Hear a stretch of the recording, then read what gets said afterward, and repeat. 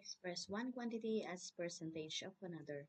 So before we can do this, we will make this unit same first. So we are going to convert what is 5 meters if we are going to convert it into centimeter.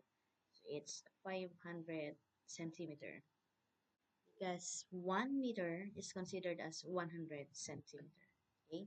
Next, we are going to get this 24 all over 500. So 24 all over 500 times 100 because we are going to get the percentage of another. Okay? So what can we cancel? We can cancel two zeros here.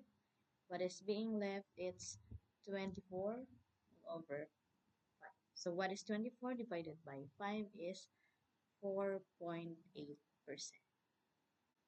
Next, 1 year and 6 months and 2 years.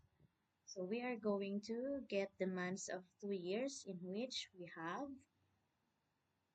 1 year has 12 months and 2 years has 24 months. So this 1 year and 6 months becomes 18 months all over 24. Okay. Next, we are going to multiply it by 100%.